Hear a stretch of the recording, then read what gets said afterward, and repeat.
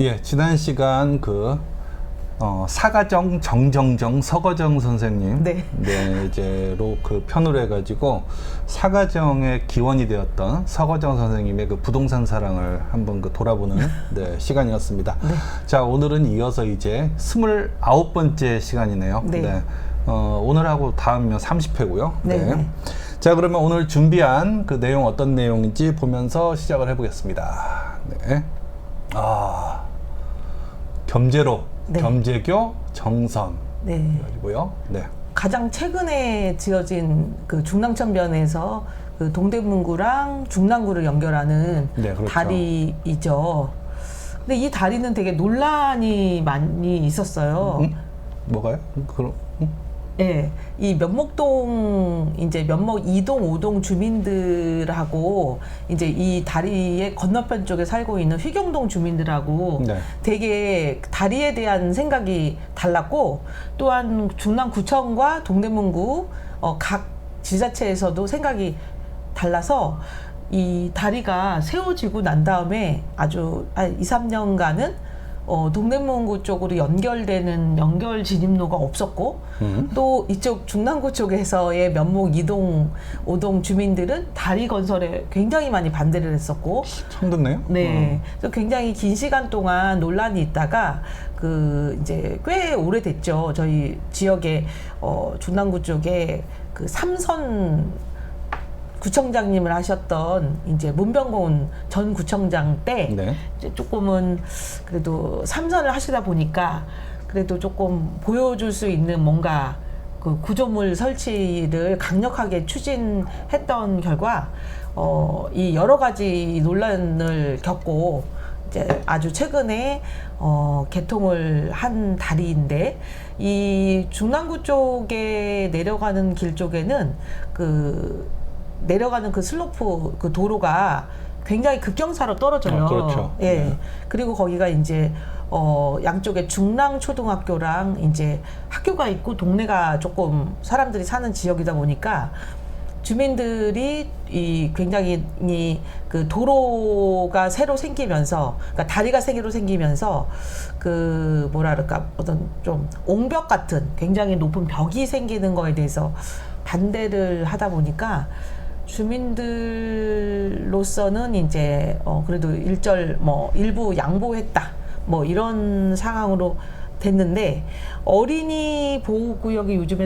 시속 30km잖아요. 네. 근데 이제 이 겸재교를 건너자마자 그렇죠. 양쪽으로 검재교를 예. 겸재교 자체도 한 차선씩이에요. 네. 생각보다 네. 한 두 차선 있어야 만들면 한 두 차선씩 할 것 같은데 딱 한 차선이고 네. 좌우로 한 차선씩이고 네. 그리고 이쪽으로 이제 중랑구에서 넘어가면은 갑자기 초등학교 나오면서 이제 속도를 확 떨어뜨려야 되나. 네. 그리고 반대로 중랑구 쪽으로 넘어오는 쪽에도 시속 40km 정도의 속도 카메라가 있기 때문에 네. 여기는 다리를 건너나 너무나 속도가 제한이 심하기 네네. 때문에 늘 가보면은 도로에 다리 겸재교 위에 차가 없는 그런 그러니까 전 이제 구청장이 이 다리를 생각했던 이유는 저희 사가정 지난번 저희 방송 때 했던 사가정 터널, 그러니까는 이제 용마 터널이죠. 네. 용마 터널에서 사람들이 너무 많이 이제 진입을 하고 나오고 거기가 교통이 굉장히 정체되다 보니까 네. 장안교 쪽이 굉장히 막힐 것이다. 그러니까 그거를 조금 분산한다는 차원에서 장안교와 이제 같은 선상에 있는 겸재교를 하나 증설을 했는데 너무 사전에 미리 계획을 하시다 보니까 다리 하나 짓는데 든다는데, 그렇게 긴 세월 동안 동대문구와 중랑구가 병목하는 상황이 벌어진 참 그런 다리입니다. 그러려면 네. 교통을 분산하려면 차선을 좀 하나 좀 여유 있게 더 만들거나 해야 되고, 그리고 저기도 솔직히 네. 이용량 많지 않아요. 네네네네. 가면은 뭐 정체된 걸 제가 거의 못 본 것 같은데 그냥 네. 그러니까 오히려 속도 제한 때문에 못 가지 네. 그 정체가 있거나 많이 이용하는 도로는 아니거든요. 어쨌든 근데 그렇잖아요. 원래 정치인들은 개천이 없어도 다리를 놓는 분들이잖아요. 네. 그 겸재교 다리 모습은 대략적으로 약간 배에 그 배가 두 개가 이제 떠 있는 형상으로 이제 모습이 되어 있고, 그리고 지금 바로 정면에 이렇게 화면으로 살짝 보이시면 여기 위로는 차가 다니고요. 네. 아래는 이제 사람들이 다니는 이제 연육교라는 표현을 쓰시는데요. 뭐 그리고 중간에 이제 엘리베이터 타워들이 양쪽에 있어서 사람들이 이제 중랑천으로 편하게 진입할 수 있게 그런 구조로 되어 있어서 여러모로 겸재교는 교통량이 많이 없다 보니까 겸재교 주변 쪽에 그 뚝방과 연결되어 있는 곳에 뭐 겸재 그 작은 도서관이라든지 뭐 아니면은 책거리 축제 뭐 이런 것들이 4월에 그러면 이게 겸재교를 먼저 이렇게 말씀드려 보면은 지금 면목동 그러니까 면목 2, 2동에서 그다음에 5동하고 그 양쪽 사이에 있는 그 도로이기도 하고, 건너편에는 휘경동에 휘경여자고등학교가 있는 길로 이어진다고 되어 있는데 이 휘경여자고등학교가 있는 이 지역이 배봉산이에요.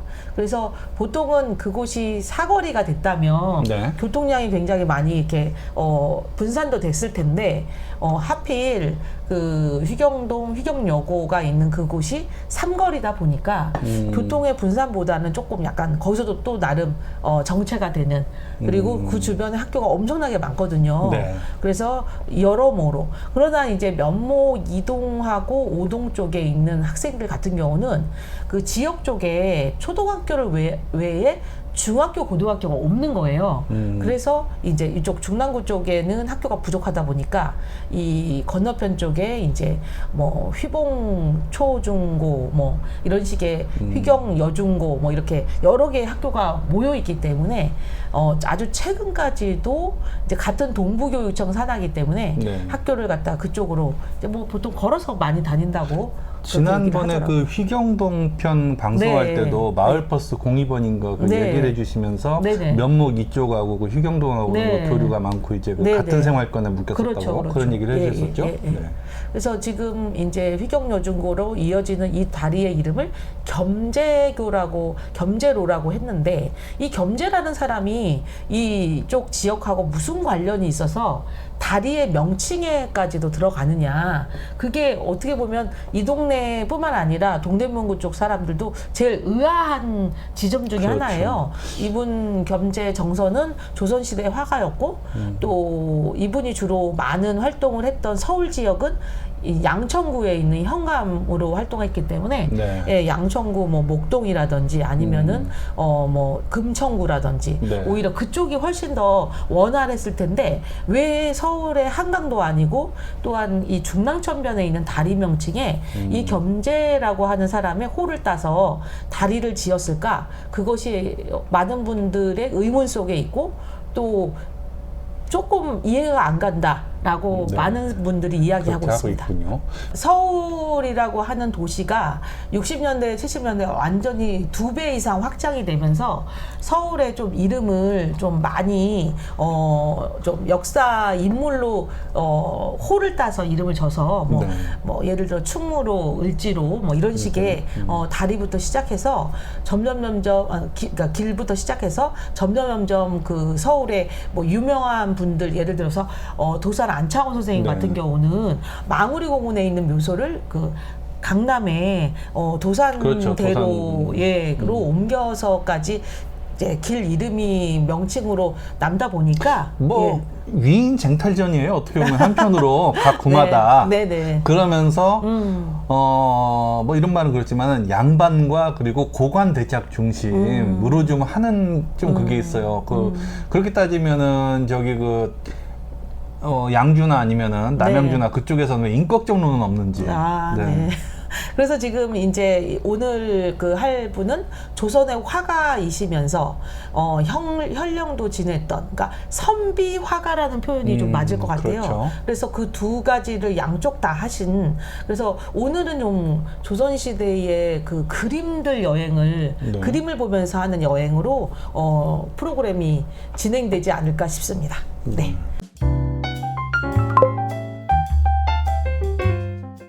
아까 그 시작하기 전에 PT를 한번 쭉 봤었는데 네. 왠지 1시간 넘을 것 같더라고요. 아, 좀 네. 많아가지고. 네. 네.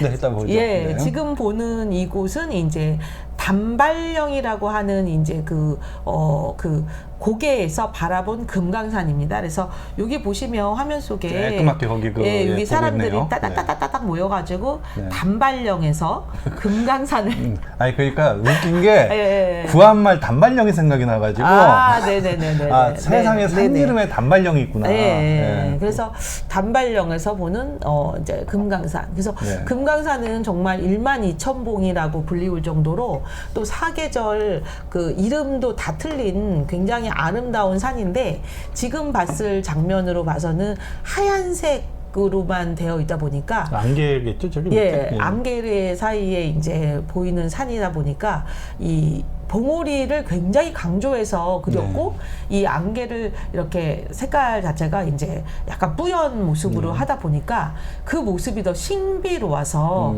이 금강산으로 올라가는 그 단발령에서의 사람들이 네. 아, 금강산의 12,000봉을 우리가 태어나서 우리 내 생에 보겠구나 라는 마음으로 올라갔던 그 아마도 제 기억에는 한 15년에서 20년 전쯤에 네. 이 북한과의 관계가 굉장히 좋았던 이제 현대그룹에서 좀 되게 주도하에 북한 그 금강산 네, 탐방을 그렇죠. 좀 굉장히 자유롭게 열어놓은 적이 있었어요. 부모님은 다녀오셨을 텐데 저는 못 갔고. 예, 네. 그래서 그때 금강산을 가져오신 분들은 정말 말씀이 정말 한 번은 평생 뭐 죽어서 왜 한 번은 꼭 가봤으면 좋겠다 하는 것들 중에 하나가 정말 금강산이다. 조선시대 모든 사람들이 죽기 전에 금강산을 한번 가보고 싶다 했을 정도로 아름다운 산이 금강산이라 하는데, 지난번에 그 청백리 할 때였을 네, 거예요. 그때 네. 그 제주도에 있던 김만덕 네. 그 이제 그 정조 임금한테 이제 그 소원을. 부름을 받아가지고 네네네. 소원을 말해보라고 했을 때 네. 금강산 구경을 해가지고 결국은 네. 이루었잖아요. 네. 그렇게 어려운 일이 금강산이라고 하는데, 사실 저희가 강원도 하면 그 서울의 동쪽에 있지만 그 금강산과 설악산이 거의 쌍벽을 이루고 있어서 공교롭게도 그 중간이 딱 휴전선이에요.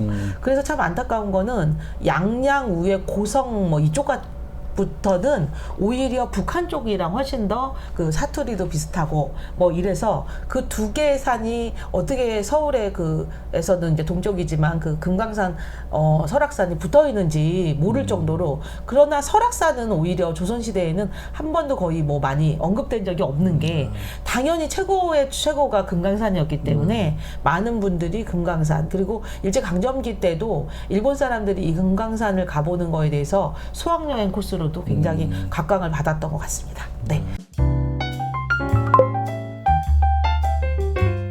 그러면 왜 금강산을 이렇게 여러 번 길게 얘기하느냐?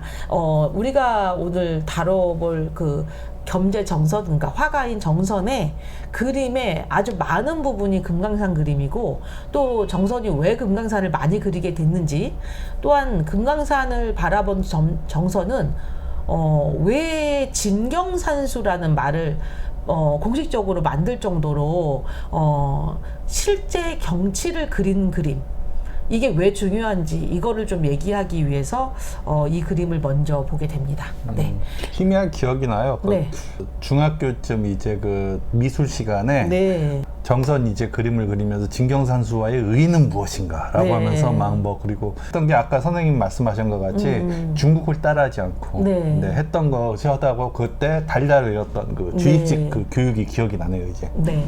보통의 화가가 되기 위해서는 뭐 도화서라고 하는 곳에 이제 들어가기 위한 기본적인 수련 방법이 중국의 화첩을 그대로 따라 그리는 그림의 어떻게 보면 모습. 그러니까 우리 뭐 지금도 아마 미술 한겨울 입시 학생들이 뭐 아그리빠라든지 아니면 비너스라든지 그렇죠. 그 하얀색 석고상을 석고상, 네. 그대로 그려놓고 명암도 그리고 뭐 이런 것으로 해서 그것이 이제 입시의 그 한 방식이었던 것 같은데, 그거와 똑같이 중국의 화첩을 뭐 여행을 다녀오신 분들이나 아니면 그 그림을 책을 파는 곳을 통해서 그 책을 사서 무조건 따라 그리는 거예요.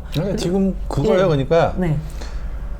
애니메이션 지금 미술학원 지금 아. 다니는 그 학생들이 대부분이 네. 웹툰이나 아니면 그 정통 그 회화과보다는 응용 미술이나 아니면 그걸 하고 싶어 하니까 이런 말은 그런데 애니메이션 좋아하는 친구들이 많이 가요. 어린 친구들이. 그러면은 따라 그리는 게 그 애니메이션 막 히트한 작품 그것만 열심히 따라 그린다고요. 그거하고 네. 비슷한 거죠. 네.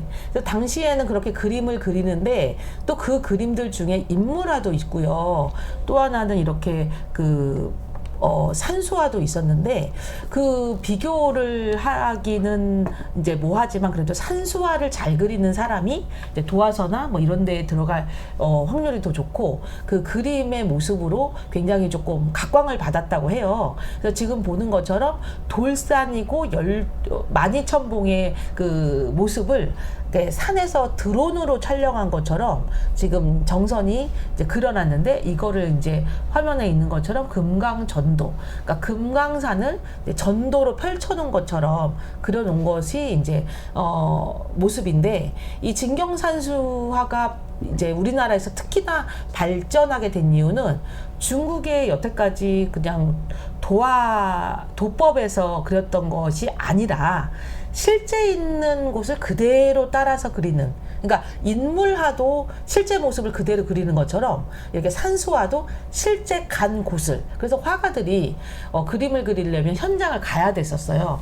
현장에서 어느 정도 일부 스케치를 하고 그다음에 이제 그 근처에서 몇 번을 왔다 갔다 더 하면서 이제 마무리를 한 다음에 조금은 더 섬세한 구조로 이제 최종적으로 그린 다음에 이것을 이제 본인의 완성품으로 그림을 했던 것이 당시의 모습이었던 것 같아요. 그래서 진경산수화라는 말이 이제 17세기 조선의 화단에 들어오면서 이후에 이제 이 산수화는 진경산수화로, 그다음에 이제 그 사람들의 인물화는 조금 더 발전을 돼서 풍속화라는 것으로 되게 자리를 잡으면서 실제 사람들의 이야기만 그릴 때는 주변의 풍경은 별로 안 그리고 오로지 사람을 포커스로 해서 주변의 풍경을 간단하게 그리는 그런 모습이 발전되면서 이제 우리 잘 알고 있는 뭐 김홍도라든지 신윤복 시절에 풍속화가 굉장히 유명해지고, 그것을 기반으로 해서 조선시대 문화 콘텐츠가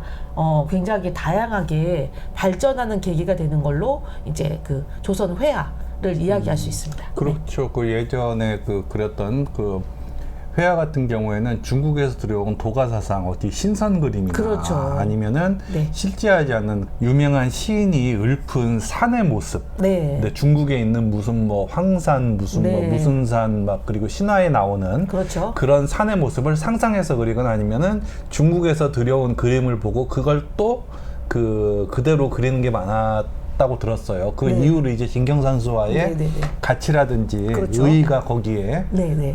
있다고 하고, 네. 그리고 이 그림도 제가 지금 본 느낌은 네. 그러니까 원근법보다는 왠지 그 사진으로 치면은 네. 관광 렌즈를 쓴 것 같아요. 네. 그러니까 네. 그 넓게 펼쳐지는 관광 렌즈를 써가지고 쓴 것 같은 기분이 들고, 그리고 분명히 이렇게 내려다 볼 수 있는 그 어떤 막루가 없었을 거란 말이에요. 그렇죠. 그렇다면 이거는 밑에서 보고서는 위에서 보면 이렇게 생겼을 거야 라고 하면서 그거를 이미지를 머릿속에 그려 놓은 다음에 네. 자, 밑에서 볼 때 이렇게 생겼으니까 저 구름 위에서 막 그 하늘 위에서 내려다보면 이렇게 보이겠지라고 상상해가지고 이걸 펼쳐놓은 거니까 정물들을 하나하나 재구성해가지고 그거를 네. 내가 원하는 걸로 해놓은 것 같다는 그런 네, 생각이 들어요. 네. 네. 지금 이제 사진으로 조금 비교해서 보시면 조금 더 쉬울 것 같아요. 지금 여기 오른쪽의 모습은 이제 아까 그 금강전도의 그 네네. 일부분을 네. 중앙에 있는 일부분을 좀 떼온 것이고.